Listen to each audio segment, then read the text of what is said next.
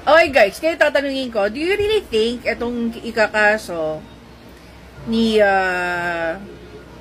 ACT Teachers Party List Representative Castro magpro-prosper? Yung totoo, sa tingin nyo? Ako sa tingin ko, hindi. Hindi. Bakit? Doon pa lang sa sinabi ni PRRD na salitang komunista, gusto niya raw lipunin na, I cannot say it here. Pero yeah, you can watch the video na sinabi ni PRRD. Pagkakasabi ni PRRD, kayong mga komunista, gusto kong tigehin. So, sa reaction dyan ni para sa akin lang to sa naging reaction dyan ni Castro, parang natuloy nagkaroon ng admission na siya ay isang member ng CPP, NPA, NDF. Kasi, kung magkakaso ka ng ganyan, ulitin ko, pagkakasabi doon ni marami rin nag-agree sa akin marami rin actually nakapansin at nag-agree sa akin na para daw tanga tong si Castro. Dahil lang dyan sa sinabi ni PRRD na gusto niya raw tigehin ang mga komunista, parang nagkaroon na nga ng admission dyan etong si Castro. Tapos ngayon magdedemanda ka.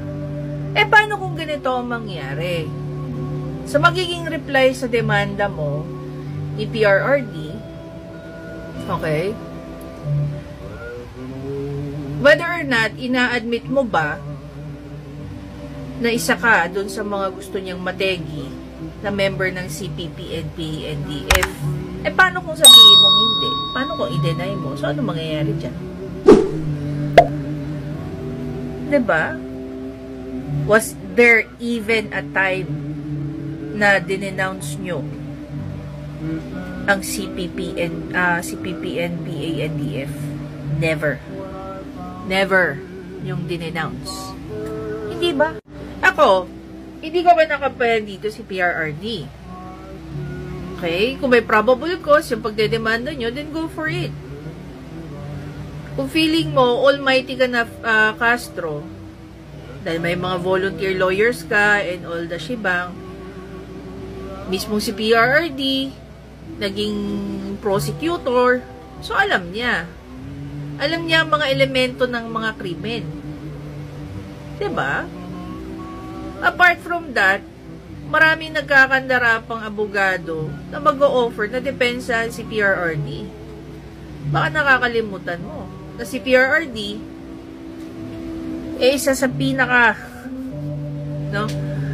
pinakamahal na presidente.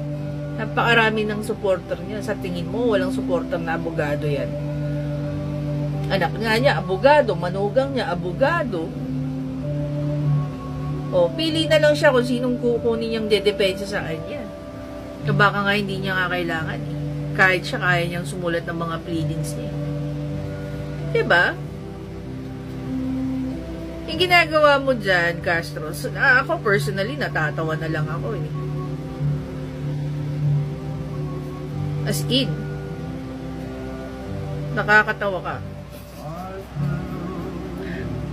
Hindi ko sasabihin, sana nga may mangyari dyan sa gusto mong mangyari. Pero I hate to disappoint you. I hate to burst your bubble right now. Mapupunta lang yan sa kangkungan. Kasi baka pag bumaliktad sa'yo yan, baka ikaw ang hindi makatulog ng maayos. Diba? Siyempre, hindi ko na sasabihin kung anong pwedeng ikaso sa'yo. You should know that. Baka kung ano yung iniiwasan yung malantad, dahil sa ginagawa mo, mas lalo kayong malantad. Di mas madali, di mas okay. Hindi na kayo kailangan gastusan ng gobyerno o hindi na kailangan gamitan ng confidential fund dahil kayo mismo, diba, gumawa ng paraan para malink kayo sa mga CPP, NPA, NDF and finally, makasuhan kayo. Diba? Hindi lang ikaw. May madadamay pang ibang kasama mo, di ba?